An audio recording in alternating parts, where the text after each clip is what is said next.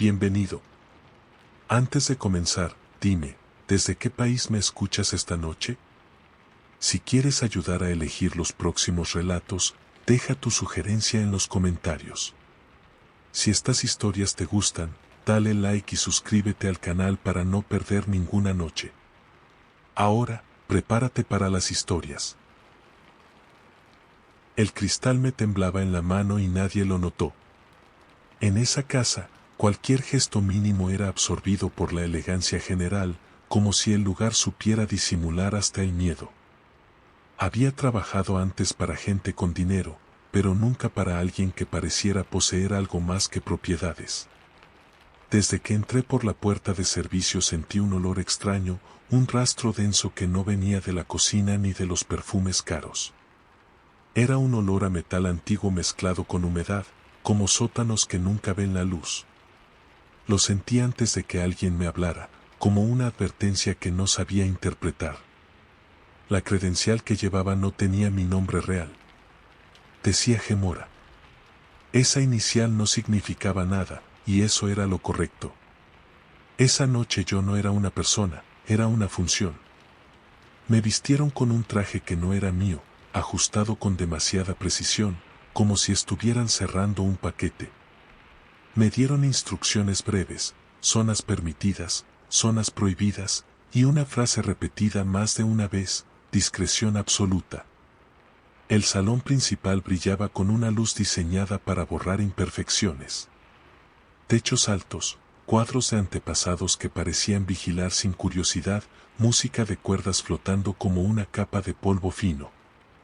Los invitados se movían despacio, calculando cada paso, cada sonrisa. Vi relojes imposibles, joyas discretas, trajes que no buscaban atención porque no la necesitaban. Escuché fragmentos de conversaciones sobre inversiones, juicios cerrados, problemas resueltos. Nadie hablaba de personas. Hablaban de resultados.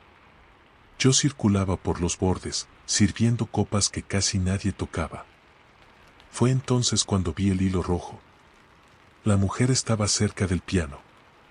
Su vestido era caro de una forma silenciosa, sin brillo, sin exageración. Sostenía la copa como si pesara demasiado.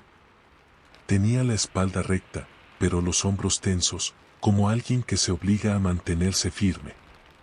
En su muñeca izquierda llevaba un hilo rojo atado con un nudo simple. No era moda. Era superstición, protección, miedo antiguo. Cuando nuestras miradas se cruzaron, no vi curiosidad. Vi urgencia.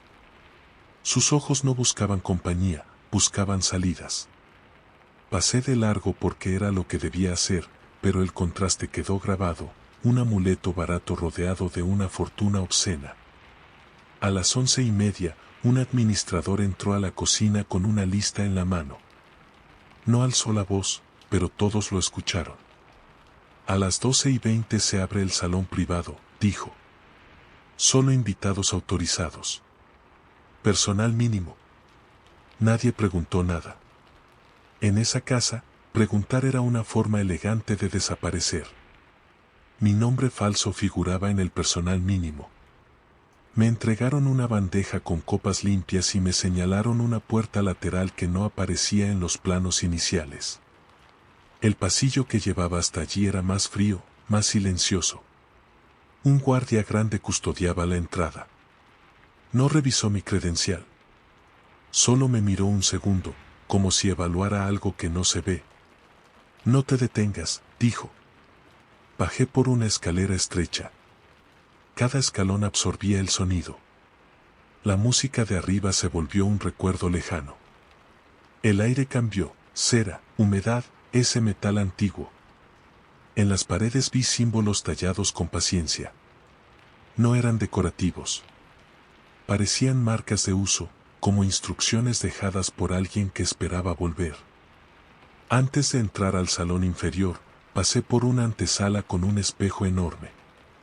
Me vi pálido, con un traje prestado y una expresión que no reconocía. Detrás de mí, en el reflejo, había una sombra con forma humana, sin rostro definido, pegada a mi espalda como un peso. Me giré. No había nadie.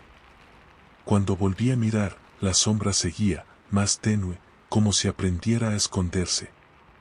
Entré. El salón privado no era un comedor. Era un espacio ritual disfrazado de elegancia. Había una mesa larga con platos vacíos alineados con precisión.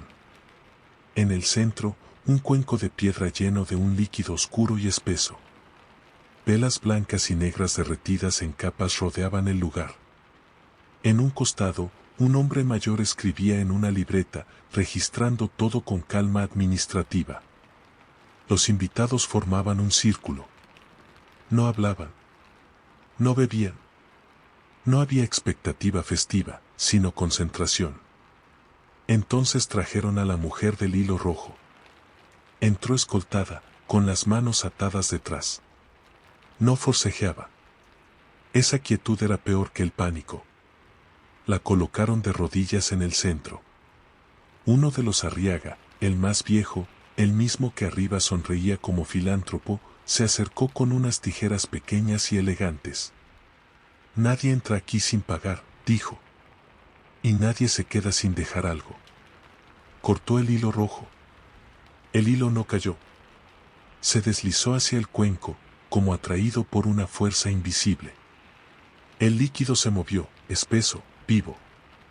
La mujer cerró los ojos y exhaló, no como alivio, sino como aceptación. El hombre de la libreta levantó la vista y me observó. Nuevo, dijo, anotando algo. Alguien puso una copa en mi mano. El cristal estaba frío, demasiado frío. El Arriaga bebió primero. Luego otro invitado. Y otro. Cada sorbo hacía que la mujer temblara, como si le arrancaran algo desde adentro. Cuando acerqué la copa a mi boca, vi algo en el cuenco. Un rostro hundido, con los ojos abiertos, observando desde el fondo. No pedía ayuda. Esperaba. Bebí. No sabía a nada conocido. Era ausencia. Sentí frío en el pecho, como si algo se instalara dentro de mí. La mujer se desplomó, viva pero vacía.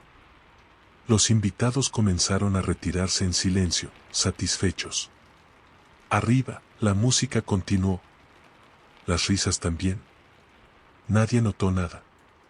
En el baño del personal me lavé las manos hasta enrojecerlas. El olor no se fue. En el espejo, la sombra estaba detrás de mí, más definida. Esa noche no denuncié nada. Volví a mi puesto. Sonreí. Fui útil. Porque entendí la verdad del trato, no me obligaron a beber para callarme.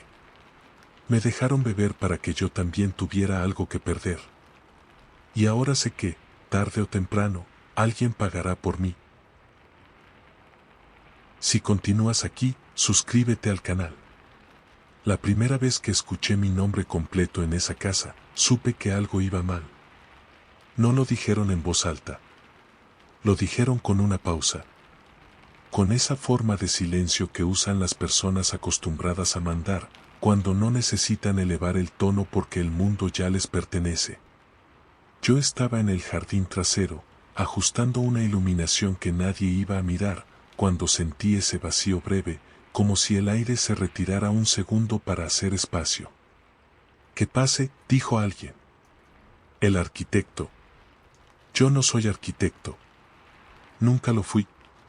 Pero en ese momento entendí que ya no importaba.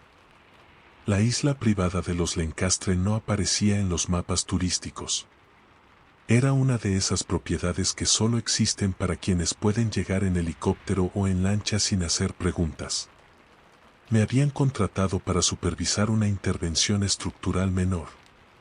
Así lo llamaron. Una ampliación subterránea bajo la mansión principal, lejos de la vista, lejos de todo. Buen dinero.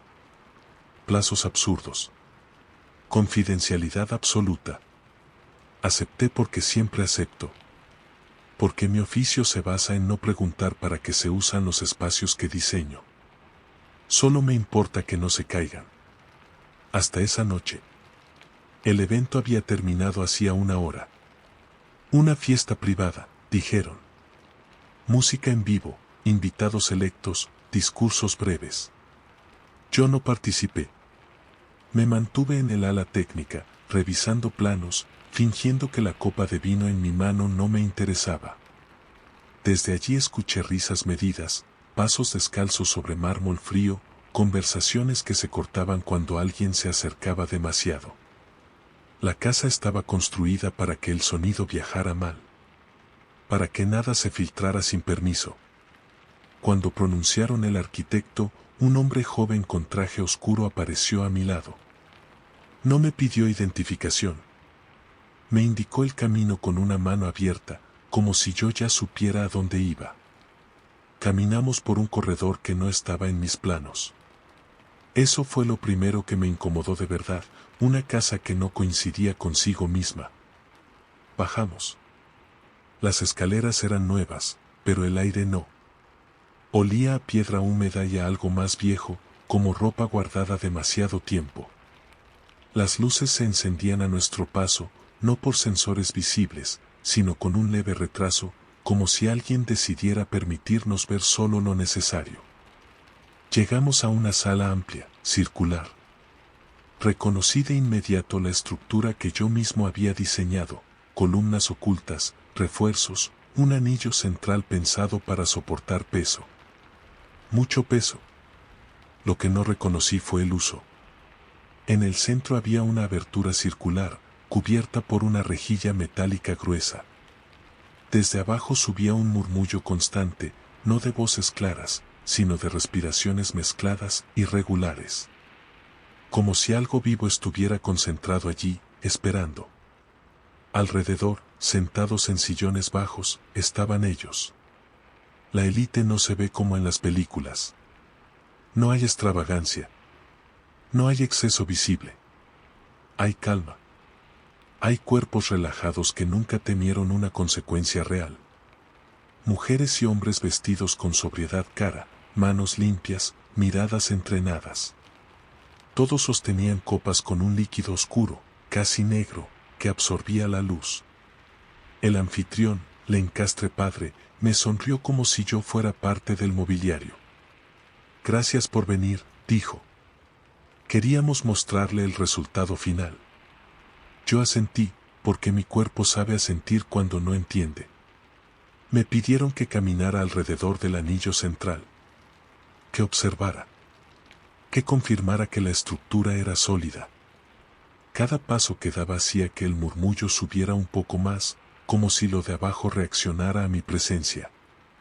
Miré la rejilla y vi movimiento, sombras que no se quedaban quietas. ¿Qué hay ahí?, pregunté. Mi voz sonó fuera de lugar, demasiado humana. Nadie respondió de inmediato. Lencastre levantó su copa y bebió un sorbo lento. Capital, dijo finalmente. En su forma más pura. Uno de los invitados rió en silencio. Otro cerró los ojos, como saboreando algo. El hombre joven que me había guiado colocó una mano en mi espalda. No fue un empujón. Fue un ancla. Un recordatorio de posición. Usted diseñó esto, dijo. Nos pareció justo que lo viera funcionando. La rejilla comenzó a abrirse, segmento por segmento, con un sonido seco. El murmullo se transformó en algo más definido, respiraciones humanas, gemidos bajos, palabras inconexas. Me acerqué lo suficiente para ver. Abajo había personas. Muchas. De pie, apretadas unas contra otras, dentro de una estructura circular que descendía varios niveles. Estaban limpias, bien vestidas, pero sus ojos no coincidían con sus cuerpos. Algunos miraban hacia arriba con una esperanza rota. Otros no miraban en absoluto. Inversiones fallidas, explicó alguien. Socios que no cumplieron. Familias que creyeron tener más poder del que realmente tenían. ¿Los mantienen aquí?, pregunté. Los usamos, corrigió Lencastre. Hizo un gesto, y una mujer se levantó de su sillón. Se acercó a un panel en la pared y activó algo. El murmullo de abajo cambió de tono. Se volvió más intenso, más urgente. Vi cómo varios de los cuerpos se tensaban al mismo tiempo, como si algo invisible los recorriera. En la sala, los invitados bebieron. Entendí entonces la ampliación subterránea. El peso. La resistencia. No era para máquinas.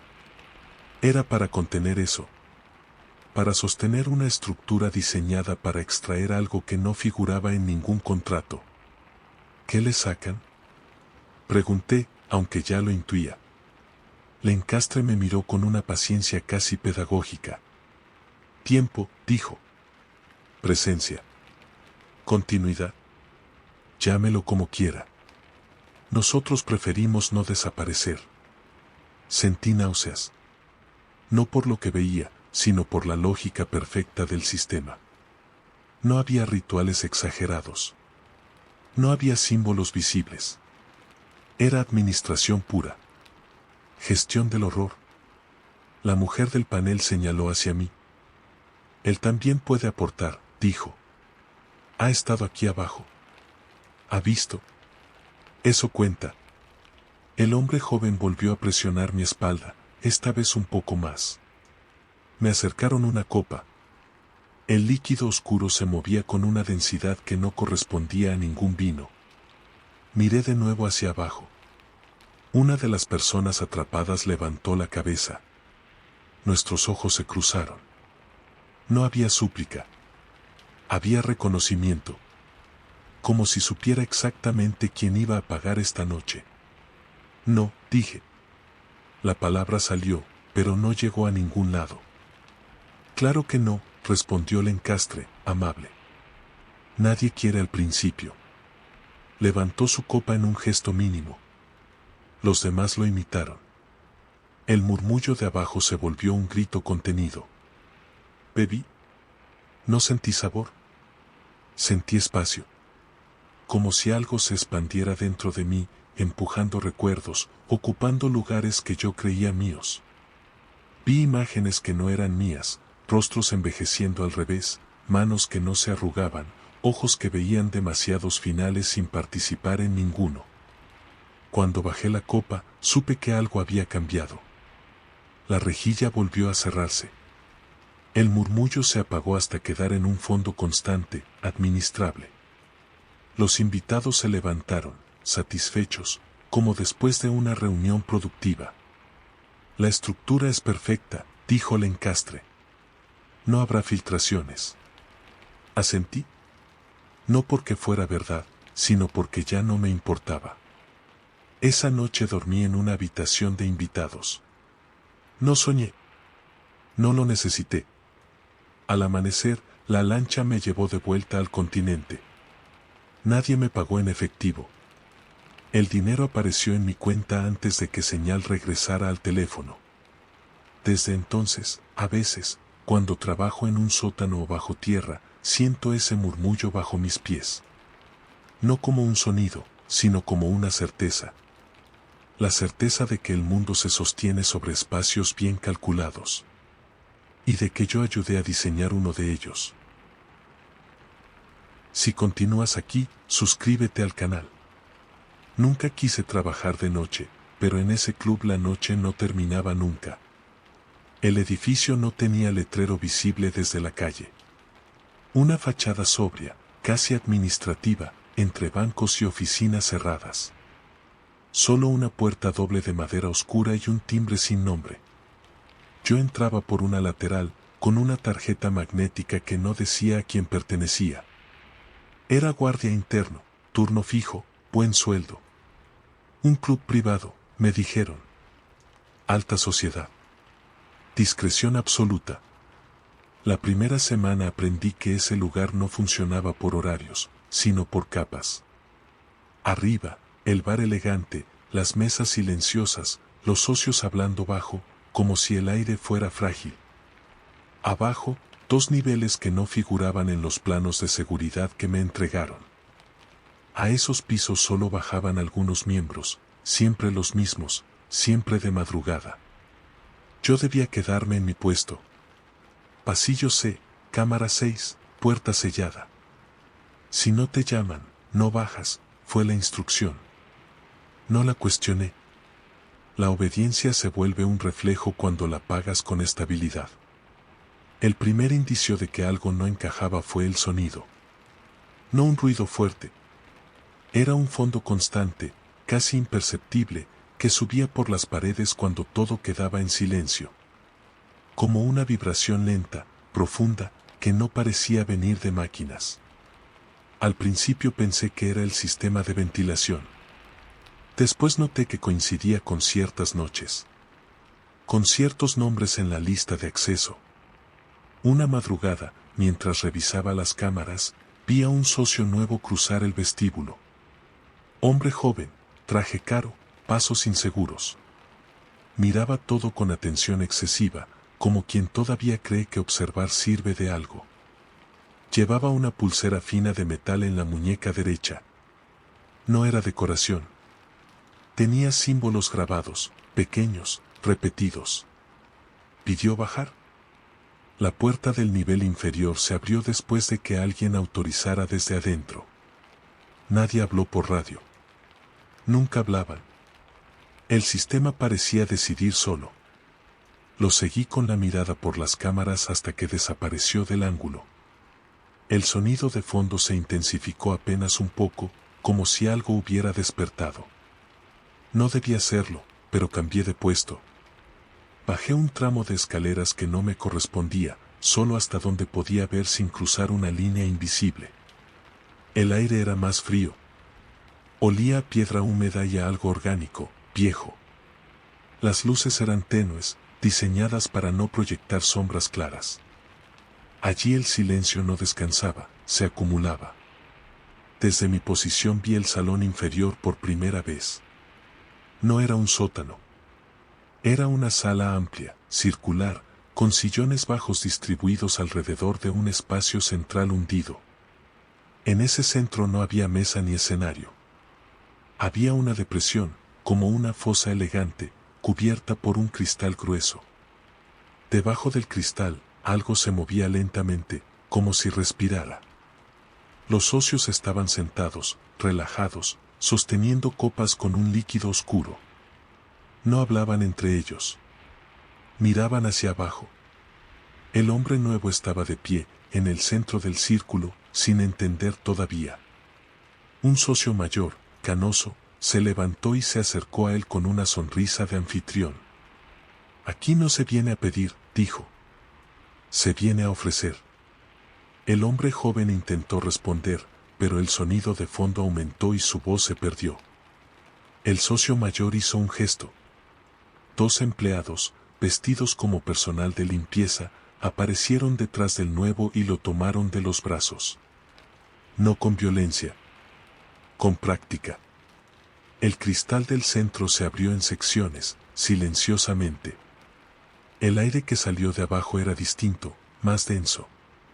El sonido se volvió claro, respiraciones humanas, muchas, desacompasadas. Vi el interior de la fosa. Personas. De pie, apretadas, algunas sentadas en el suelo. No estaban heridas. No estaban sucias. Pero sus miradas eran de desgaste absoluto, como si el tiempo hubiera pasado por ellas demasiadas veces sin avanzar. Algunas levantaron la vista cuando el cristal se abrió. Otras no reaccionaron. Capital acumulado, dijo alguien, desde los sillones. No financiero. El hombre nuevo empezó a entender. Su cuerpo se tensó tarde. Esto no estaba en el acuerdo, dijo. El socio mayor negó con suavidad. Siempre lo está. Solo que no todos leen la letra real. El sonido aumentó de nuevo. En la sala, los socios bebieron. Cada sorbo coincidía con un movimiento dentro de la fosa, como si algo se extrajera de quienes estaban abajo sin tocarlos. Sentí náuseas. No por lo que veía, sino por la precisión del proceso. No había rituales exagerados. No había símbolos visibles. Era administración pura, aplicada a la vida. Alguien habló desde un sillón cercano a la pared. Guardia, dijo. Me giré. No sabía cómo sabían que yo estaba allí. Baja, ordenó la voz. Ya escuchaste suficiente. Mis piernas se movieron antes de que yo decidiera. Crucé la línea invisible. Entré en la sala. El socio mayor me miró con interés, no con enojo. Es bueno que veas, dijo. Los que cuidan puertas siempre terminan cruzándolas. Me ofrecieron una copa. El líquido oscuro no reflejaba la luz. Parecía absorberla. Yo solo vigilo, dije. Eso también es aportar, respondió otro socio. ¿Contención? Silencio. Permanencia. Miré la fosa. Una mujer allí abajo me sostuvo la mirada. No suplicaba. Me observaba con una calma que me desarmó. Como si supiera que mi decisión ya estaba tomada aunque yo no la hubiera formulado. No, dije otra vez, más bajo. Nadie respondió. No hacía falta. El sonido subió un grado más, una presión interna, como si algo empujara desde dentro de mi pecho. Sentí un frío extraño, no físico, un vacío que pedía ser llenado. Bebí. No hubo sabor. Hubo una expansión lenta, una sensación de continuidad ajena. Vi imágenes que no eran recuerdos, ciudades cambiando de nombre, rostros que envejecían mientras otros no lo hacían, decisiones tomadas sin urgencia porque el tiempo dejaba de ser una amenaza. Cuando bajé la copa, el hombre nuevo ya no estaba de pie. Lo estaban guiando hacia la fosa, con cuidado, como un recurso valioso. El cristal se cerró. El sonido volvió a su nivel de fondo. Los socios se levantaron, satisfechos. Algunos me miraron con aprobación.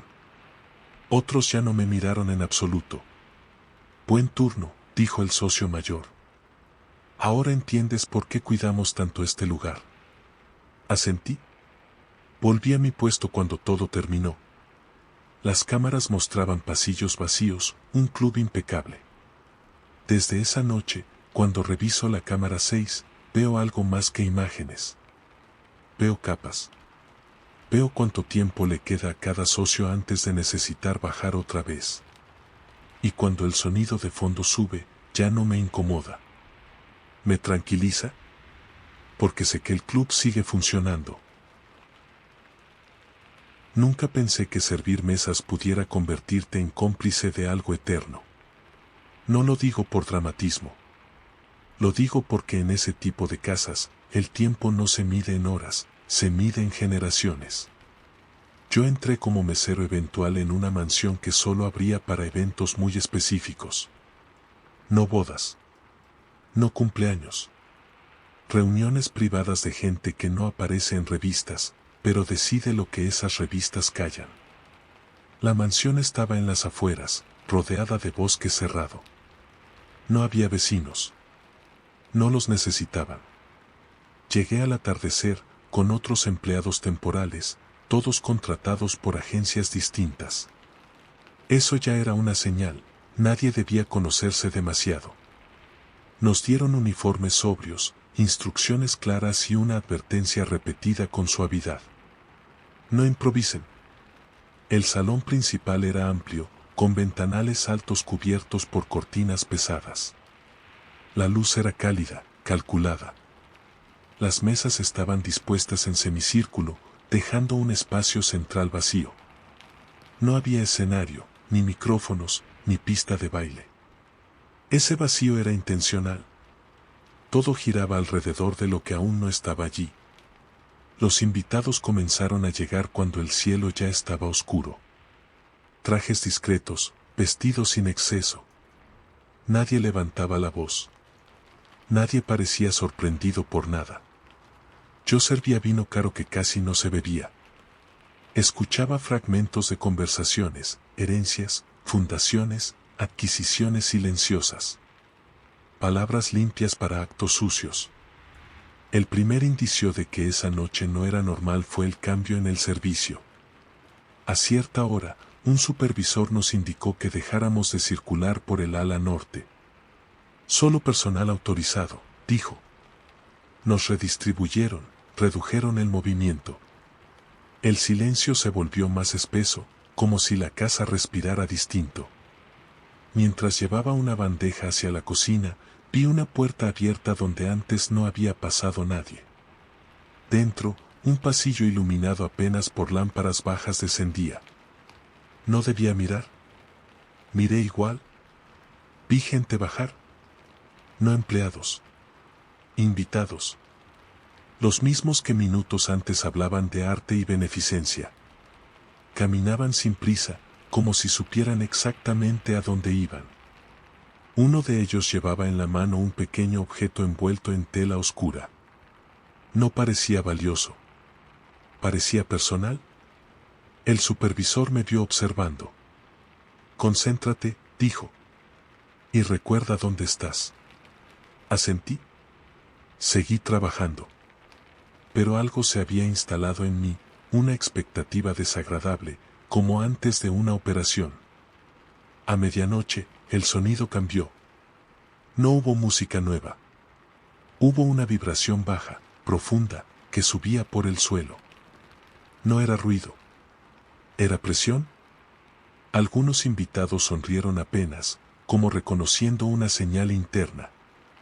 Dejaron las mesas y se acercaron al espacio vacío del salón.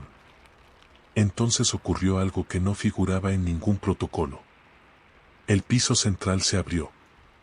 No de golpe. En segmentos precisos, silenciosos. Debajo había un espacio circular, más profundo de lo que parecía posible desde arriba. Una cámara amplia, iluminada con una luz opaca, amarillenta. El aire que subió tenía un olor antiguo, mezclado con humedad y algo orgánico. Dentro había personas. No prisioneros sucios. No cuerpos maltratados. Eran personas bien vestidas, de pie, sentadas, algunas apoyadas contra la pared. Sus rostros estaban agotados de una forma que no se aprende en la pobreza.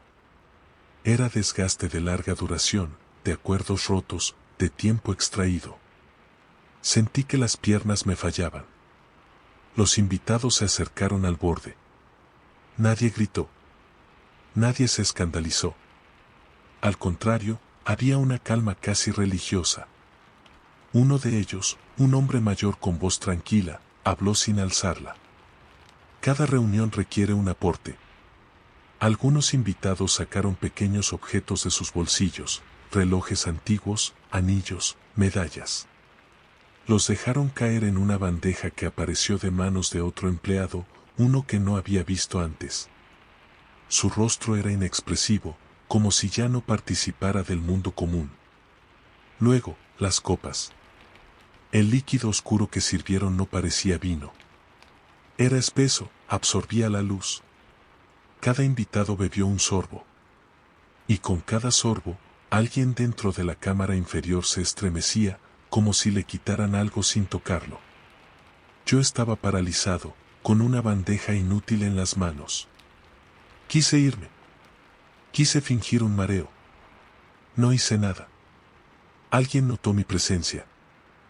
Tú, dijo una mujer, mirándome sin hostilidad. Acércate. Obedecí. La obediencia es más rápida que el pensamiento cuando el miedo no encuentra salida. Me pusieron una copa en la mano. ¿Sirves aquí?, continuó la mujer. Eso también es parte del equilibrio. Miré hacia abajo. Una de las personas atrapadas levantó la cabeza. Sus ojos se fijaron en los míos con una claridad insoportable. No pedían ayuda. Reconocían. No, dije, apenas. Nadie respondió. El silencio fue la respuesta. Sentí una presión interna, como si algo empujara desde mi pecho hacia afuera. Un cansancio súbito, no físico, sino vital. Bebí. No hubo sabor. Hubo una sesión. Una sensación de continuidad ajena instalándose dentro de mí. Como si algo tomara nota de mi existencia y la archivara. Cuando bajé la copa, la cámara comenzó a cerrarse. Los invitados regresaron a las mesas. El salón volvió a ser elegante. Funcional. Limpio. Más tarde, en el baño del personal, me miré al espejo. Tenía el mismo rostro. Pero detrás de mis ojos había algo distinto, una paciencia que no me pertenecía. Esa noche no renuncié. Volví a servir. Volví al día siguiente. Y al siguiente. Porque entendí lo que ese lugar compraba en realidad, no silencio, no complicidad. Compraba tiempo prestado. Y ahora, cada vez que veo a un invitado nuevo, inseguro, sé exactamente de dónde saldrá el próximo aporte. Y sigo sirviendo, con la bandeja firme. Como si eso me salvara de bajar algún día. El contrato decía asesor patrimonial, pero nadie me pidió jamás que hablara de dinero. Mi trabajo consistía en estar presente. Escuchar. Recordar. Asegurar que nada se olvidara cuando ya no convenía recordarlo. Los clientes eran familias antiguas, apellidos que no necesitaban presentación porque llevaban siglos comprando silencio. Yo era joven cuando entré, y eso les gustaba. La juventud siempre cree que puede salir ilesa. La primera reunión fue en una biblioteca privada, dentro de una mansión que no figuraba en registros públicos. Estanterías altas, madera oscura, olor a papel viejo y a algo más difícil de nombrar, como polvo que nunca se asienta. Me sentaron en una silla baja, frente a una mesa larga. Nadie me explicó por qué todos los relojes estaban detenidos a la misma hora. Aquí no medimos el tiempo así, dijo uno de ellos, con voz tranquila. Tomé notas. Siempre tomaba notas. Eso me hacía sentir útil. Las sesiones se repetían cada cierto intervalo que nunca se definía en días o semanas. A veces pasaban meses. A veces, apenas noches. Siempre las mismas familias, a veces algún rostro nuevo, nervioso, observando demasiado. Mi función era registrar acuerdos verbales que nunca se escribían, decisiones que no debían existir en papel. El primer indicio de que no era solo un consejo financiero apareció en una de esas reuniones. Un hombre mayor pidió revisar el fondo. No el fondo económico. ¿El fondo real? Usó esa palabra con cuidado, como si fuera un nombre propio. Los demás asintieron. Uno de ellos me miró. Es bueno que él esté, dijo. La memoria necesita testigos. Bajamos. La escalera estaba oculta detrás de una estantería móvil. El aire se volvió más frío a cada paso. Sentí ese olor que ya conocía, humedad antigua, metal, algo orgánico. Llegamos a una sala subterránea amplia, con una mesa circular de piedra. En el centro, un hueco profundo, cubierto por una tapa pesada. Alrededor del hueco había asientos. No sillones cómodos. Asientos pensados para permanecer atentos. Abramos, ordenó alguien. La tapa se deslizó con un mecanismo silencioso. Desde abajo subió un murmullo bajo, irregular. Respiraciones humanas mezcladas, demasiado juntas. Miré hacia el interior y vi personas. No muchas. No pocas. Lo suficiente. Estaban sentadas, algunas de pie, todas con una expresión de desgaste que no se aprende rápido. No parecían torturadas. Parecían usadas. Reservas, dijo uno de los patriarcas. Lo que sostiene lo nuestro cuando el mundo se vuelve inestable. Me quedé quieto, con la libreta en las manos. Nadie me pidió que escribiera, pero sentí que debía recordar cada detalle. Eso también era parte del trato. Uno de los presentes sacó un pequeño frasco con un líquido oscuro. Lo vertió en copas de cristal. El líquido era espeso, sin reflejo. El rendimiento ha bajado, comentó una mujer. Necesitamos renovar. Uno de los hombres de abajo levantó la cabeza. Nuestros ojos se cruzaron. No vi súplica. Vi comprensión amarga. Las copas circularon. Cada sorbo provocaba un estremecimiento en la cámara inferior. No era dolor visible. Era extracción, como si algo intangible fuera absorbido, algo que no sangra pero se agota. ¿Qué es lo que toman? Pregunté, sin pensarlo. El silencio fue breve, calculado. Continuidad, respondieron. Permanencia. Capacidad de esperar sin pudrirse. Tomaron todos, menos yo. Tú también, dijo uno de ellos. Registras nuestros acuerdos. Eso te incluye. Me pusieron la copa en la mano. Sentí el peso del cristal, frío, definitivo. Pensé en negarme, pero entendí la lógica completa en ese instante. La memoria es peligrosa cuando no está atada. Bebí. No tuvo sabor. Tuvo efecto. Una expansión interna, como si algo se acomodara en mi pecho, ocupando espacios que yo no sabía que estaban vacíos. Sentí una calma antinatural, una paciencia que no me pertenecía. Vi, por un instante, nombres que se repetían a lo largo de décadas sin cambiar de rostro. Cuando bajé la copa, el hueco se cerró. El murmullo quedó como un eco lejano, administrado. Las reuniones continuaron después de eso. Yo seguí asistiendo, tomando notas que nunca salían de mi cabeza. A veces veía menos gente en el fondo. A veces veía caras nuevas. El sistema se ajustaba solo. Un día noté que uno de los patriarcas ya no envejecía. Otro comenzó a hacerlo demasiado rápido. Nadie lo comentó. Nadie lo necesitaba.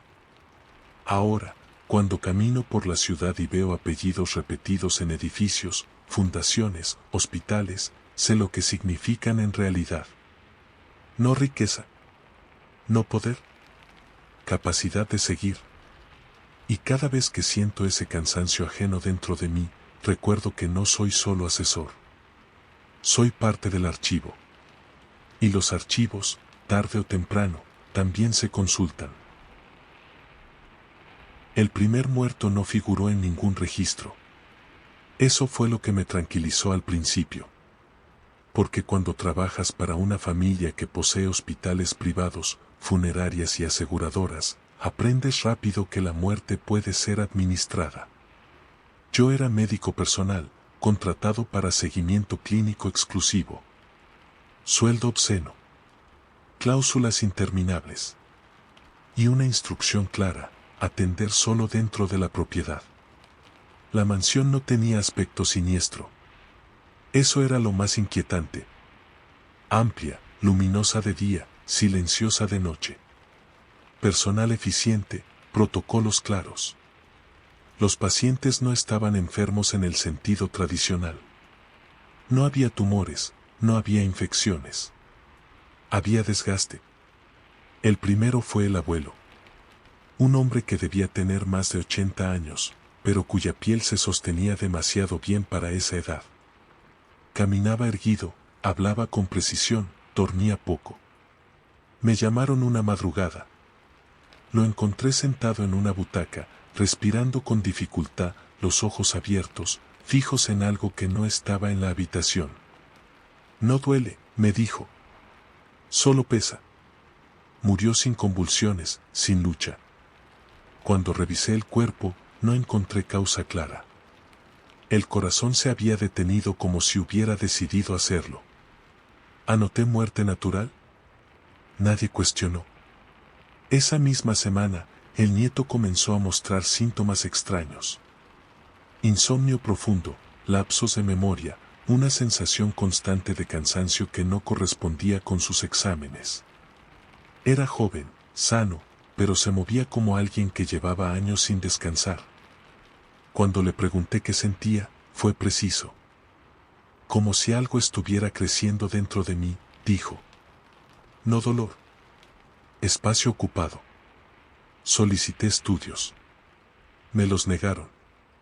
Aquí no es necesario, me dijeron. Observa. Comencé a notar un patrón. Cada vez que uno de los miembros más antiguos mostraba signos de declive, otro más joven empezaba a deteriorarse. No de inmediato.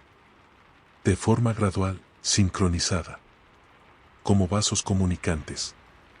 Una noche escuché voces en el ala cerrada de la casa. No gritos. Conversaciones bajas, medidas. Seguí el sonido hasta una puerta que siempre estaba cerrada. No figuraba en los planos médicos. Entré. La sala era amplia, circular, con iluminación baja. En el centro había una camilla de piedra. Alrededor, varios miembros de la familia, sentados, tranquilos. En una esquina, un administrador tomaba notas. Y bajo el piso, detrás de una rejilla, vi movimiento. Doctor, dijo el patriarca. Llega justo a tiempo.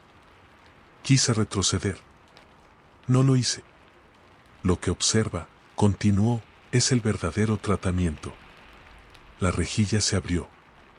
Abajo había personas. No pacientes comunes.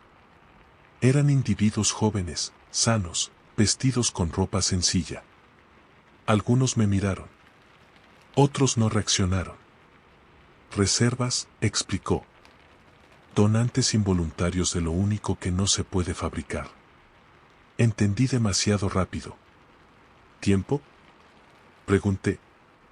Presencia, corrigió. Capacidad de permanecer sin romperse. Uno de los miembros mayores se recostó en la camilla. Alguien activó un mecanismo. Sentí un cambio en el aire, una presión interna. Abajo, una de las personas se estremeció, llevándose la mano al pecho. En la camilla, el anciano suspiró. Funciona, dijo, satisfecho. Me ofrecieron una copa con un líquido oscuro. Usted también está expuesto, dijo el administrador. Ver sin participar desgasta. Bebí. No sabía nada. Sentí una calma antinatural, una claridad fría. Vi cómo el joven de la familia se enderezaba en su silla, menos cansado. Vi cómo la persona abajo se desplomaba, viva pero vacía. Equilibrio, dijo alguien. Salí de la sala sin que nadie me detuviera. Esa noche dormí en la mansión. Soñé con relojes sin agujas. Desde entonces sigo siendo su médico. Registro muertes que no cuentan. Prescribo descansos que no sirven. Y cada vez que un miembro de la familia rejuvenece apenas, sé que alguien, en algún lugar bajo mis pies, ha envejecido de golpe. El primer muerto no figuró en ningún registro. Y yo me aseguré de que tampoco figuraran los siguientes. Nunca quise vender obras de arte antiguo, pero en ese mercado nadie pregunta si quieres. Mi trabajo era autenticar piezas para coleccionistas privados. Pinturas, esculturas, reliquias familiares que jamás verían un museo. Me pagaban para confirmar procedencias, fechar materiales, certificar historias. La mentira elegante del arte siempre fue que el valor está en la belleza. En realidad, está en lo que puede ocultar. La invitación llegó de una familia que no figuraba en subastas públicas. Querían una evaluación privada, en su residencia urbana, un edificio antiguo restaurado con un gusto impecable. Una sola noche, decía el correo. Discreción absoluta. Acepté porque siempre acepto. Porque el dinero compra la costumbre de no dudar. La casa era un palacio vertical. Mármol, madera oscura, luz calculada para no proyectar sombras violentas. Me recibió un hombre joven, traje gris, sonrisa entrenada. Gracias por venir, dijo. Las piezas están abajo. Bajamos en un ascensor silencioso. Sentí el cambio de presión en los oídos. No descendimos muchos pisos, pero el aire se volvió distinto, más pesado. El olor me recordó a depósitos cerrados durante décadas, polvo, humedad, algo orgánico que no debería sobrevivir en interiores. La primera sala contenía pinturas coloniales. Marcos originales, lienzos restaurados con extremo cuidado. Las observé con atención profesional. Las fechas coincidían. Los pigmentos eran correctos. Pero había algo más. En casi todas, las figuras humanas tenían los ojos alterados. No mal pintados. desgastados. Como si alguien hubiera insistido demasiado en borrar una mirada. ¿Restauraciones?, pregunté. Correcciones, respondió el hombre. Algunas cosas no deben mirar de vuelta. Seguimos avanzando. La siguiente sala tenía esculturas. Figuras humanas en posiciones de súplica, de carga, de espera. No eran obras famosas. No figuraban en catálogos. Pero la técnica era impecable. La piedra estaba pulida de una forma que sugería contacto constante, manos apoyadas durante años. ¿De dónde vienen?, pregunté. De acuerdos antiguos, dijo. Familias que supieron invertir a largo plazo. Anoté mentalmente cada detalle. No escribía nada. Allí no se escribía. Llegamos a la última sala. No parecía una galería. Era circular, con una depresión en el centro cubierta por un cristal grueso. Alrededor, sillones bajos. Iluminación mínima. En las paredes, colgadas como cuadros, había máscaras antiguas. No rituales folclóricos. Máscaras de salón, de gala, de ópera. Todas distintas. Todas con un desgaste interior que no correspondía al exterior. Esta es la pieza principal, dijo el hombre. Miré a través del cristal. Abajo había personas. No cuerpos amontonados. No prisioneros encadenados. Personas de pie, sentadas, algunas recostadas contra la pared curva. ¿Vestían ropa común? Sus rostros estaban cansados de una forma que no se aprende rápido. No gritaban. No hablaban. Respiraban. Esto no es arte, dije. El hombre sonrió con paciencia. Lo es, respondió. Solo que es funcional. Se sentaron alrededor. Aparecieron otros miembros de la familia, sin que notara cuando entraron. Todos tomaron asiento. Alguien trajo copas con un líquido oscuro, espeso, que absorbía la luz como tinta vieja. Cada pieza de esta casa tiene una función, explicó una mujer mayor. Las pinturas guardan memoria. Las esculturas, carga.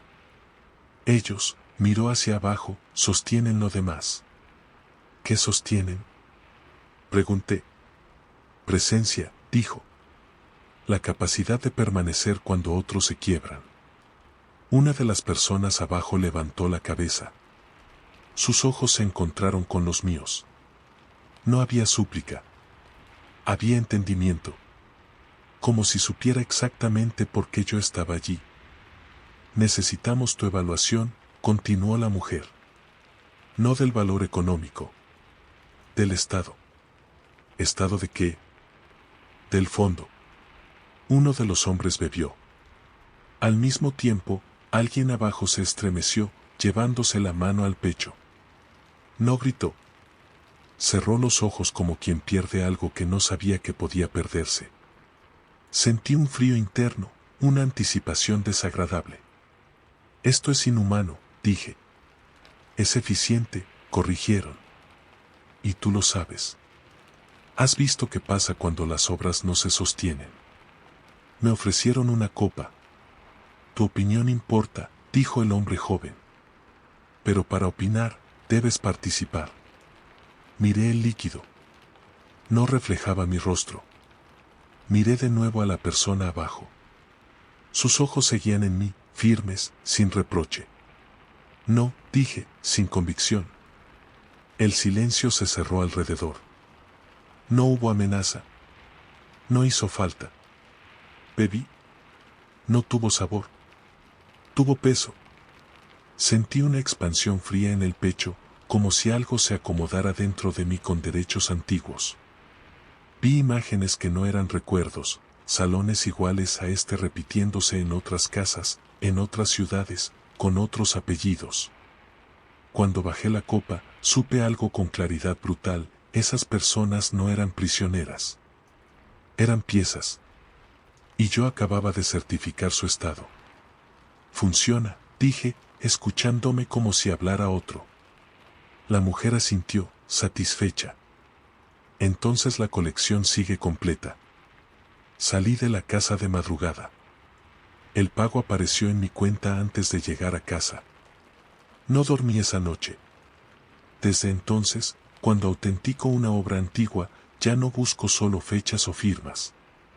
Busco desgaste interno. Busco rastros de uso. Porque ahora sé reconocer el arte que sostiene imperios. Y sé exactamente cuánto tiempo puede durar antes de necesitar nuevas piezas. Nunca quise ser intermediario, pero en ese mundo nadie llega por vocación. Me llamaban cuando algo debía resolverse sin dejar rastro. No asesinatos directos, no amenazas visibles. Conflictos entre familias ricas que no podían permitirse un escándalo. Herencias mal repartidas, socios que sabían demasiado, testamentos que convenía reinterpretar. Yo hablaba con abogados, médicos, jueces retirados. Mi trabajo era cerrar grietas antes de que se volvieran noticias. La invitación llegó a través de un número que no figuraba en ningún registro. Reunión privada. Alta sociedad. Presencia requerida. No decía más. Tampoco necesitaba hacerlo. Cuando aceptas ese tipo de trabajos, entiendes que la información llega solo cuando ya es tarde para rechazarla.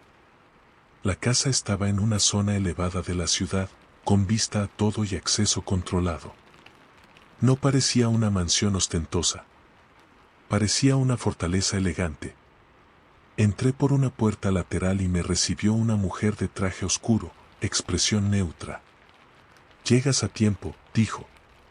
«¿Están por comenzar?» Me condujo a un salón amplio, con iluminación baja y muebles dispuestos en semicírculo. Reconocí varios rostros, empresarios, herederos, una jueza retirada, un banquero que había renunciado hacía años. Nadie se sorprendió de verme. Eso fue lo primero que me inquietó, yo ya estaba contemplado. «Tenemos un problema de continuidad», dijo uno de ellos, sin preámbulos. No habló de dinero. No habló de poder. Habló de desgaste.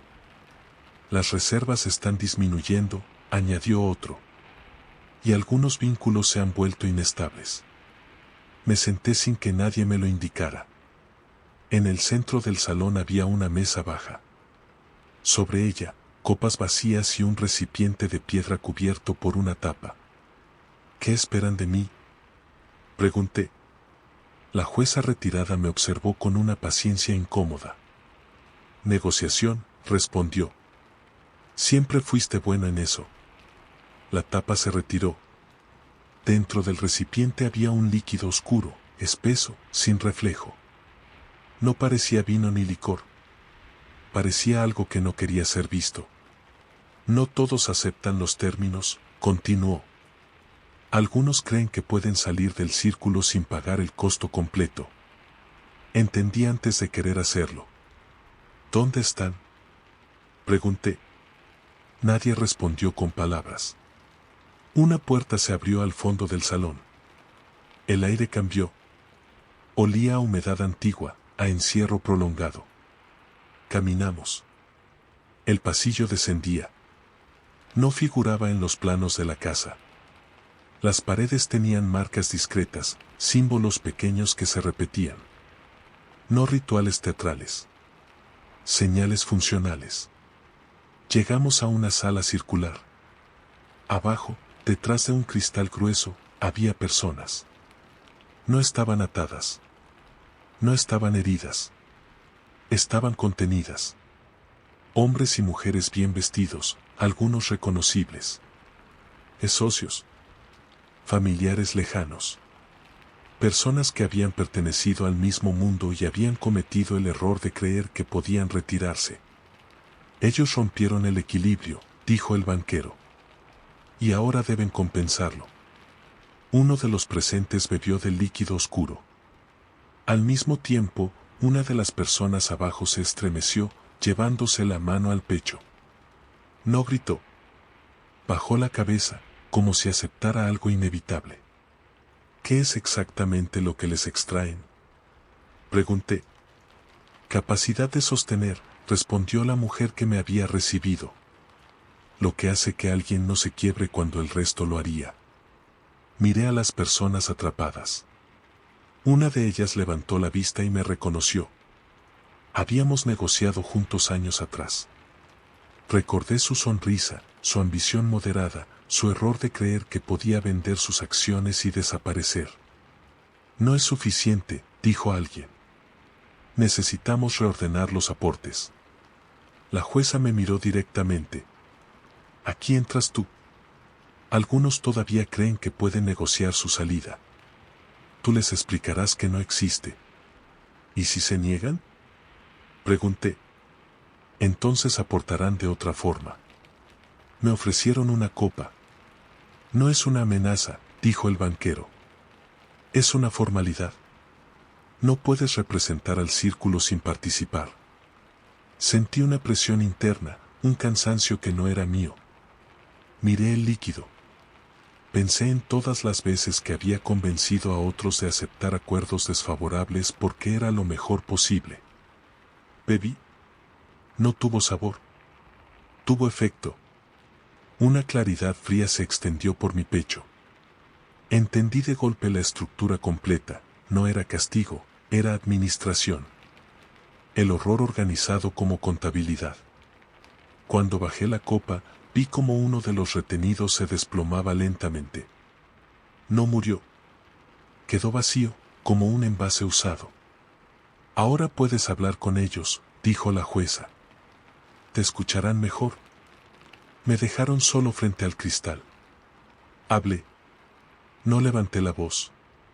No prometí nada que no fuera cierto. Les expliqué que no había salida limpia, que el círculo no se abandona, solo se redistribuye. Algunos lloraron en silencio. Otros asintieron. Uno sonrió con resignación. Cuando regresé al salón, los miembros del círculo bebieron de nuevo. El equilibrio se ajustó. Esa noche cerramos varios conflictos pendientes. Al amanecer, me fui sin escolta. El pago llegó antes de que encendiera el auto. Desde entonces sigo siendo intermediario. Pero ya no negocio términos.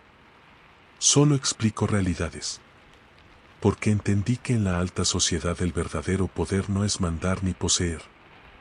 Es decidir quién se desgasta para que otros permanezcan. Nunca quise administrar una fundación, pero en esa familia nadie elegía lo que parecía limpio. Mi cargo era el rostro público de algo que debía verse impecable. Educación, salud, programas culturales. Fotos con niños, inauguraciones, discursos sobre responsabilidad social. Yo hablaba bien, no tenía escándalos, y sabía sonreír sin comprometerme. Por eso me eligieron. La sede de la fundación ocupaba un edificio antiguo restaurado con un gusto sobrio. Mármol claro, madera pulida, arte contemporáneo sin mensaje. Todo estaba diseñado para transmitir estabilidad. Pero el verdadero trabajo no ocurría allí. Las reuniones importantes se hacían en la residencia familiar, una mansión que solo abría para miembros del círculo. Yo asistía como secretario ejecutivo, con agenda en mano y memoria entrenada. Nunca grabábamos. Nunca escribíamos lo esencial. El primer indicio de que la filantropía era solo una fachada apareció cuando revisé los listados de beneficiarios. Algunos nombres se repetían en proyectos distintos. No era normal. Programas que debían durar meses se extendían años sin resultados visibles. Personas que recibían apoyo continuo sin mejorar. Cuando pregunté, me respondieron con una sonrisa indulgente. No todos los recursos son financieros, dijo la matriarca. Algunos se consumen. No entendí en ese momento. Más tarde sí. Una noche me pidieron que bajara al ala cerrada de la casa. No figuraba en mis funciones, pero tampoco figuraba mi derecho a negarme. Bajé por una escalera oculta tras un panel. El aire se volvió más frío, más pesado. Ese olor antiguo, mezcla de humedad y metal, volvió a aparecer. La sala subterránea era amplia, circular. En el centro había una estructura de cristal grueso. Dentro, personas. No eran indigentes ni enfermos visibles. Eran beneficiarios.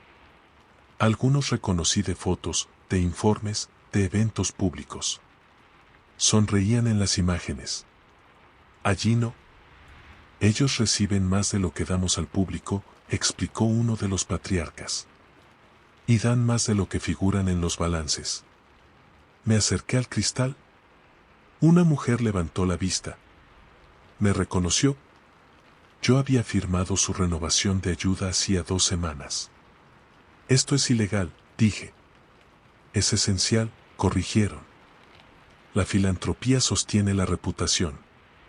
Ellos sostienen la filantropía. Uno de los miembros del círculo bebió de una copa con un líquido oscuro. Al mismo tiempo, la mujer detrás del cristal se estremeció. No gritó. Cerró los ojos como si perdiera algo íntimo. ¿Qué les quitan? Pregunté. Resistencia, dijo la matriarca. Capacidad de soportar. Lo que a nosotros nos sobra, a ellos les cuesta. Me ofrecieron una copa. Eres parte del relato, continuó. Si no participas, te conviertes en riesgo. Miré a las personas detrás del cristal. No pedían ayuda. Observaban. Sabían. Bebí. No tuvo sabor. Tuvo peso. Una calma antinatural se instaló en mí, como si algo se acomodara con derechos antiguos. Entendí por qué esas familias nunca parecían agotarse, por qué los escándalos resbalaban. Cuando bajé la copa, la estructura comenzó a cerrarse. Las personas quedaron otra vez en penumbra. El círculo se disolvió. Al día siguiente, inauguré una escuela frente a cámaras. Hablé de oportunidades. Sonreí. La gente aplaudió. Desde entonces, cada vez que firmo un proyecto nuevo, sé que no es caridad lo que distribuyo. Es consumo administrado. Y cuando alguien me agradece por cambiarle la vida, siento ese cansancio ajeno moverse dentro de mí, recordándome quién paga realmente por esa gratitud. Aprendí a leer contratos antes de aprender a confiar en la gente. Por eso me llamaron. Abogado corporativo, especializado en acuerdos que nadie quiere ver publicados. Fusiones silenciosas, cláusulas de salida, herencias anticipadas. La élite no me buscaba por mi ética, sino por mi precisión. Yo sabía cerrar puertas sin hacer ruido. La reunión fue en un ático que dominaba la ciudad como un mirador de control. No había obras de arte ostentosas ni vistas abiertas. Cortinas cerradas, iluminación baja, una mesa ovalada de madera oscura. ¿Llegué puntual? Todos ya estaban allí. Reconocí apellidos antes que rostros. Familias que no aparecen juntas por casualidad. Nadie intercambió tarjetas. Nadie necesitaba presentarse. Tenemos un problema de desgaste, dijo una mujer mayor, sin preámbulos. Y necesitamos regularlo. No habló de dinero. Eso me descolocó. Cuando el dinero no es el tema, siempre hay algo peor. Me entregaron un documento sin membrete. No era un contrato legal. Era un esquema. Flujos, ciclos, nombres tachados y otros subrayados. Al final, una palabra repetida varias veces, traslado. ¿Traslado de qué? Pregunté. De carga, respondió un hombre canoso. Lo que sostiene todo esto cuando el tiempo empieza a pasar factura. La conversación se movió con naturalidad. Hablaban de personas como activos agotables. De familias que ya no podían aportar. De otras que debían empezar a hacerlo. Yo escuchaba, anotando mentalmente, intentando encajar la lógica sin éxito. Necesitamos formalizar el procedimiento, dijo la mujer. Que no dependa solo de la costumbre. Por eso está aquí, añadió otro. Para darle forma legal a lo inevitable. Acepté revisar el esquema. Lo hice por inercia profesional. Por costumbre. Por miedo a lo que pasaría si decía que no. Cuando terminé, señalé una inconsistencia. Aquí falta la parte ejecutiva, dije. ¿Dónde ocurre el traslado? No respondieron con palabras. Se levantaron. Cruzamos un pasillo que no figuraba en la planta del ático. Bajamos por un ascensor sin botones visibles. El descenso fue corto, pero el aire cambió de inmediato. Frío, denso, con ese olor que ya había aprendido a reconocer, humedad antigua y metal. Llegamos a una sala circular. El centro estaba ocupado por una estructura de cristal grueso. Debajo, personas. No estaban amarradas. No parecían maltratadas. Estaban contenidas. De pie, sentadas, apoyadas unas contra otras. ¿Vestían ropa común? Algunas me resultaron vagamente familiares. Nombres que había visto en expedientes, en demandas retiradas, en fundaciones que cerraron sin explicación. Aquí se ejecuta, dijo el hombre canoso. Sin violencia visible. Sin ruido. Uno de los presentes bebió de una copa con un líquido oscuro. En ese mismo instante, una persona dentro de la estructura se dobló levemente, llevándose la mano al pecho, como si algo invisible la atravesara. ¿Qué les quitan? Pregunté, con la garganta seca. Excedente vital, respondió la mujer. Capacidad de resistir el paso del tiempo sin quebrarse. Sentí una náusea lenta. No por lo sobrenatural.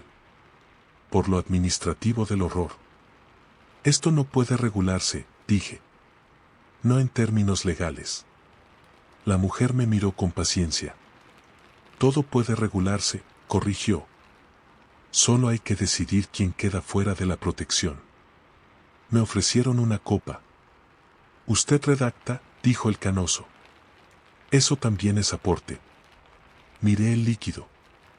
No reflejaba mi rostro. Miré a las personas detrás del cristal.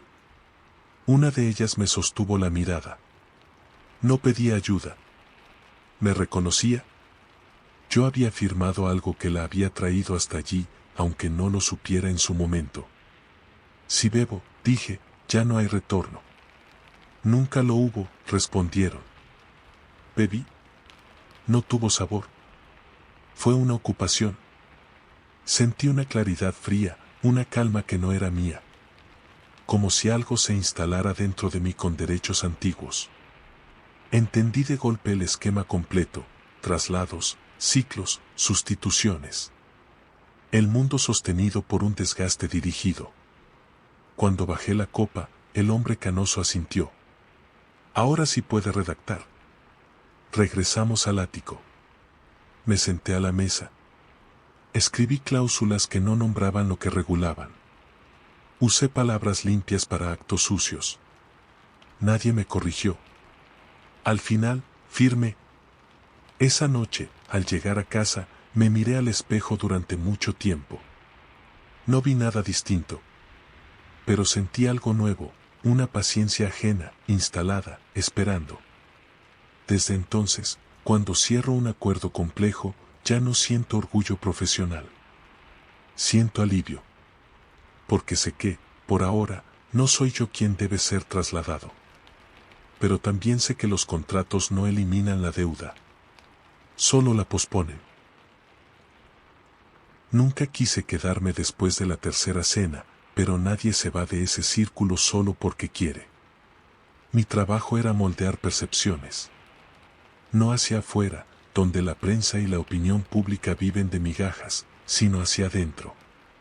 Yo corregía relatos internos de familias poderosas cuando algo empezaba a resquebrajarse, herederos inseguros, socios cansados, generaciones nuevas que preguntaban demasiado. No eliminaba dudas, las redirigía. La invitación permanente llegó después de un informe que escribí sin nombres propios.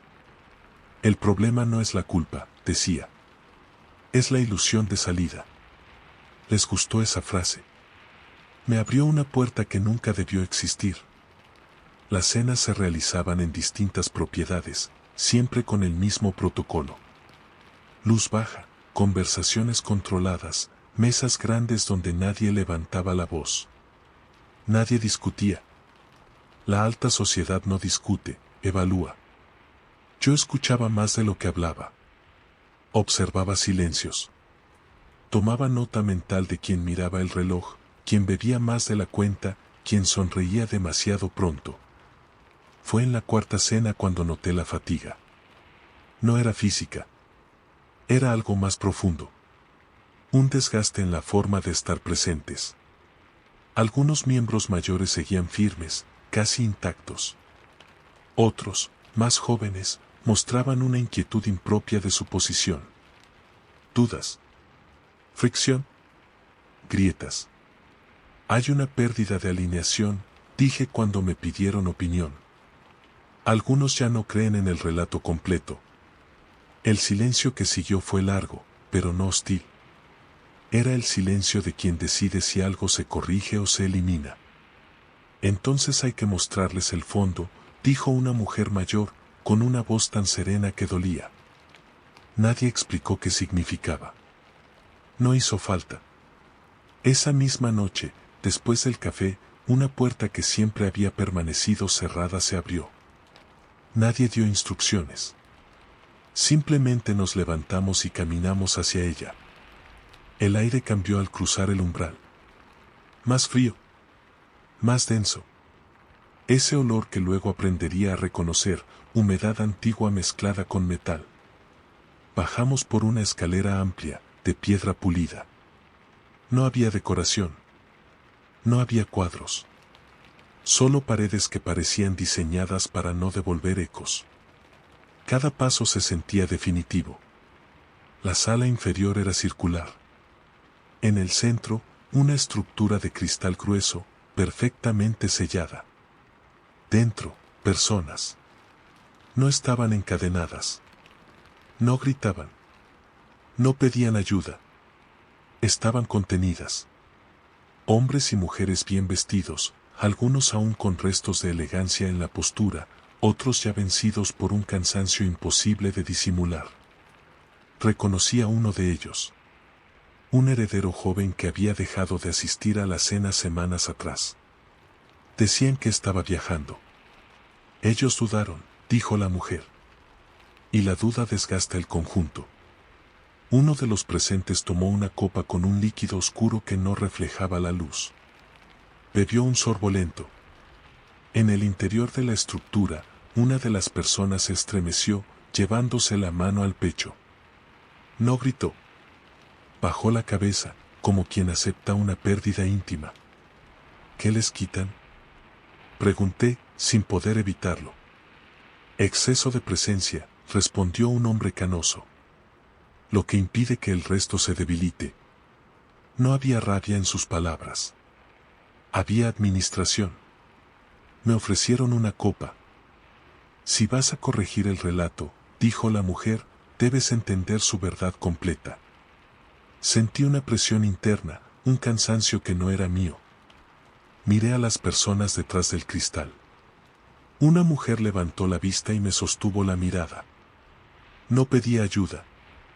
Me reconocía, como si supiera que yo iba a ser parte del mecanismo que la mantenía allí. Yo no pertenezco a la familia, dije. Perteneces desde que escuchas, respondieron. El relato no distingue apellidos.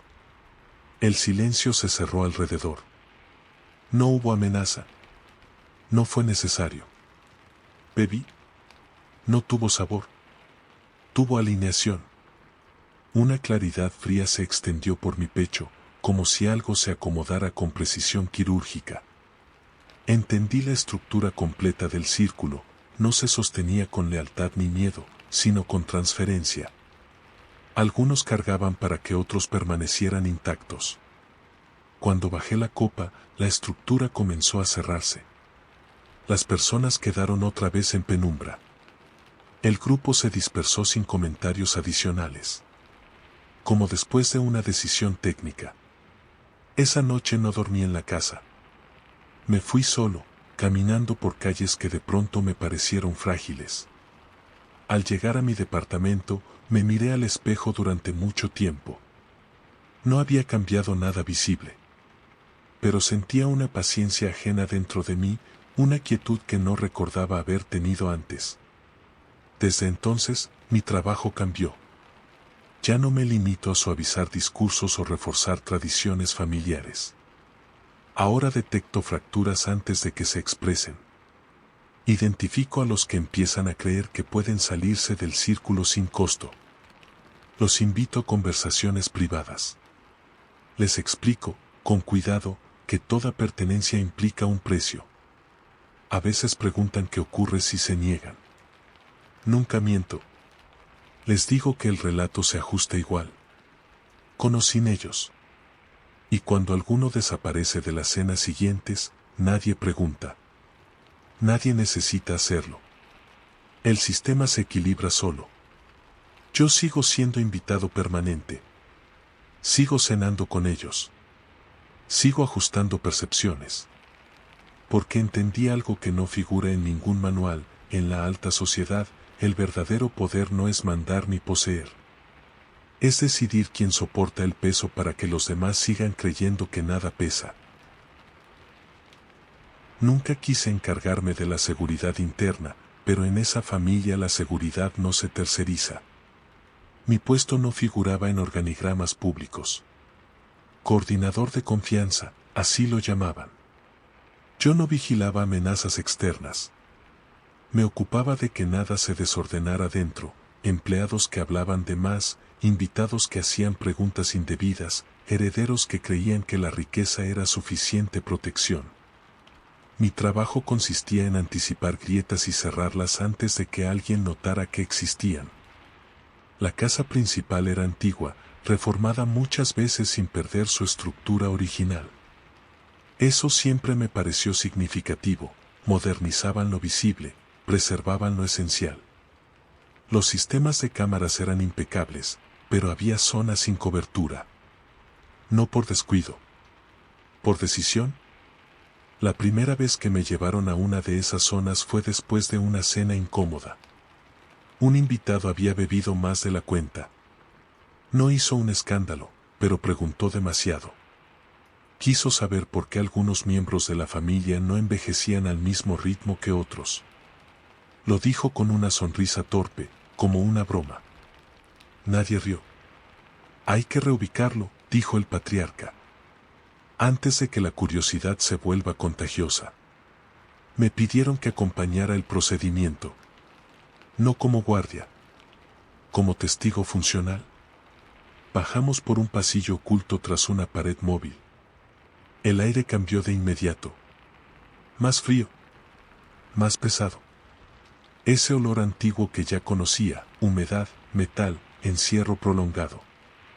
Caminamos sin hablar.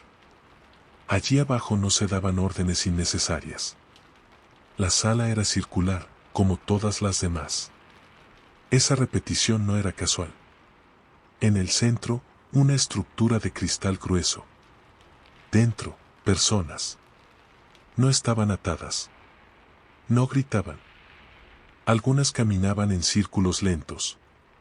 Otras permanecían sentadas, mirando al vacío. Todas compartían el mismo desgaste inexplicable, como si algo les hubiera sido retirado sin tocar la piel. Ellos sostienen la estabilidad, dijo uno de los miembros mayores. Cuando alguien duda, compensa.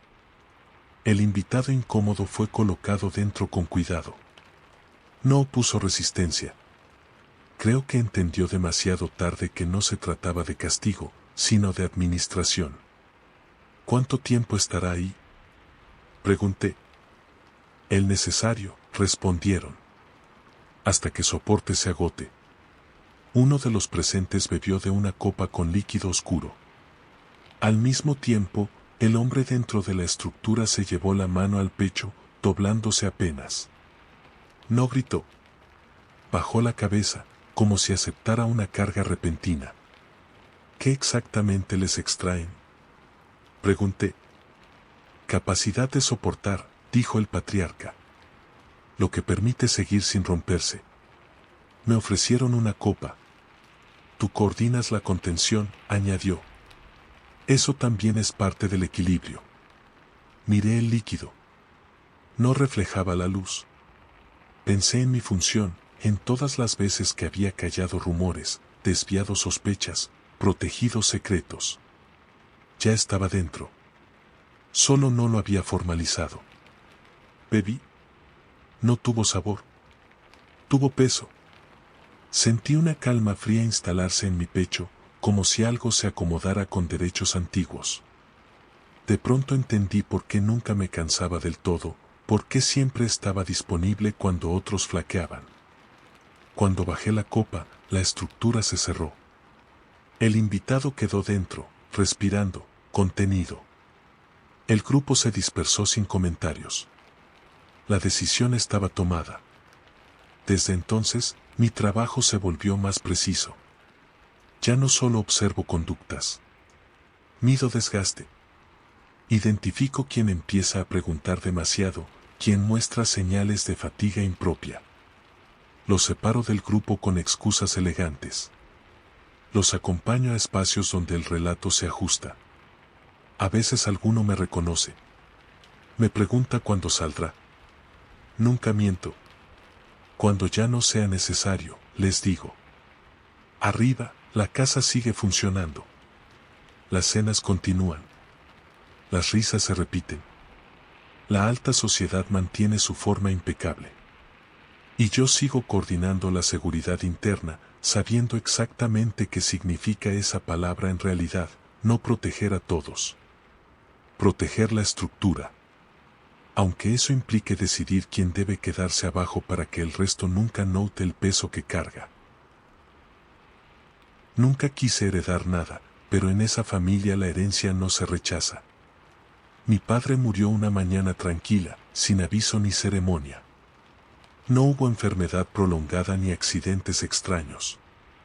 Simplemente se sentó en su despacho, apoyó la mano sobre el escritorio y dejó de respirar. Cuando llegué, el cuerpo ya estaba frío y la casa funcionaba como siempre, empleados en sus puestos, café servido, silencio impecable. Yo era el hijo menor. El que se fue. El que no participaba de las reuniones ni de los negocios familiares. Aún así, cuando leí el testamento, entendí que no había escapatoria. No heredaba propiedades ni acciones visibles. Heredaba una función. La carta era breve. Escrita de su puño y letra. Ahora te corresponde bajar. No decía más. Durante el funeral, los socios de mi padre se acercaron uno por uno. Todos me miraban con una atención distinta a la del pésame. No era compasión. ¿Era evaluación? Algunos parecían aliviados. Otros, expectantes. Tu padre sostuvo bien, me dijo uno de ellos. Más de lo que esperábamos. No supe qué responder. La primera noche después del entierro dormí en la casa familiar. No podía volver a mi departamento. Algo me retenía allí, como si las paredes conocieran mi nombre real mejor que yo. A medianoche, una puerta del ala oeste se abrió sola. No hizo ruido. La luz interior era tenue, amarillenta. Bajé. El pasillo no figuraba en los planos que conocía desde niño. El aire se volvió más frío, más pesado. Ese olor antiguo, mezcla de humedad y metal, me resultó extrañamente familiar, como un recuerdo reprimido que por fin encontraba forma. La sala inferior era circular. En el centro, una estructura de cristal grueso. Dentro, personas. No estaban gritando. No estaban encadenadas. Estaban contenidas. Hombres y mujeres de distintas edades, bien vestidos, con ese cansancio específico que no pertenece a la pobreza ni a la enfermedad. Era desgaste acumulado, transferido. Él es el nuevo, dijo una voz detrás de mí. Me giré. Los socios de mi padre estaban allí, sentados en sillones bajos. Tranquilos. Completos. No entiendo, dije. ¿Qué es esto? El fondo, respondieron. Lo que sostiene todo lo demás. Me acerqué al cristal. Una mujer levantó la cabeza. Sus ojos se encontraron con los míos. No pedían ayuda. Me reconocía, como si supiera que yo estaba allí por ella, aunque no nos conociéramos. Tu padre administraba este espacio, dijo uno de los hombres. No era visible. No era agradable. Pero era necesario. Sentí un vacío en el pecho. Recordé ausencias de mi infancia, noches en que él no volvía, miradas cansadas que nunca supe interpretar. ¿Ellos pagan por ustedes? Pregunté. Ellos pagan por todos, corrigieron. Incluido tú. Uno de los socios tomó una copa con un líquido oscuro. Bebió. Al mismo tiempo, una de las personas dentro de la estructura se dobló levemente, llevándose la mano al pecho. No gritó. Bajó la cabeza, como si aceptara algo inevitable. ¿Qué les quitan? Dije. Excedente vital, respondieron. Lo que permite que algunos no se quiebren cuando el tiempo avanza. Miré de nuevo a las personas contenidas. Vi desgaste, pero también algo más, propósito impuesto. Eran piezas funcionales. Reservas. Mi padre, empecé a decir. Tu padre bebía, dijeron. Como todos nosotros.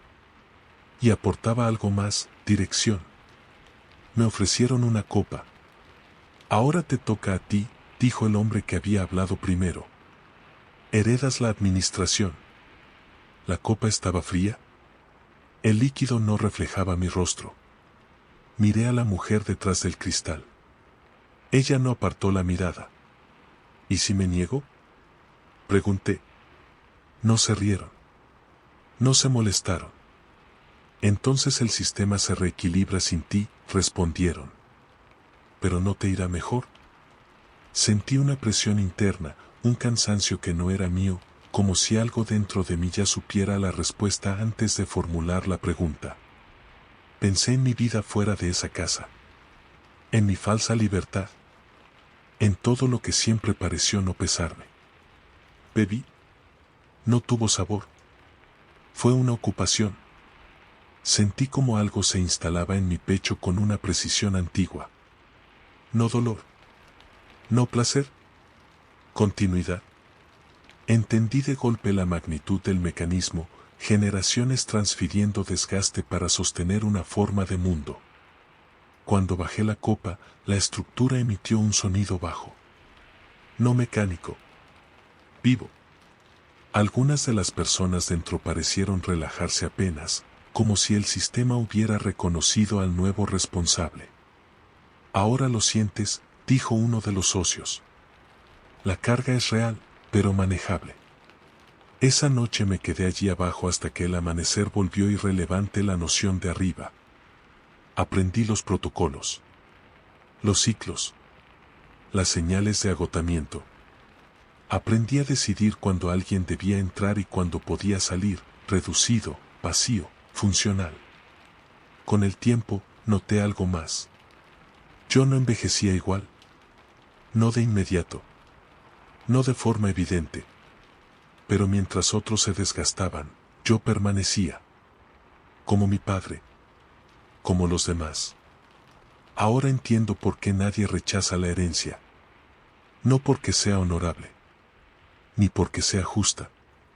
Sino porque, una vez que sabes exactamente quién sostiene el peso, resulta muy difícil aceptar vivir sin ese privilegio. Y cada vez que bajo al fondo, y alguien nuevo levanta la mirada al verme, sé que el sistema sigue intacto. Porque siempre hay un heredero dispuesto a bajar. Escucha con atención. No todo horror grita. Algunos se administran en silencio, con copas limpias y palabras suaves. Lo que acabas de oír no busca asustarte, busca recordarte que el poder siempre necesita a alguien que cargue el peso. Hay círculos que no se rompen. Solo se equilibran. Y mientras alguien sostenga el fondo, el mundo de arriba seguirá intacto. Si este relato dejó una marca en ti, no la ignores. Deja tu like. Suscríbete al canal. Y escribe en los comentarios. ¿Desde qué país o ciudad estás escuchando?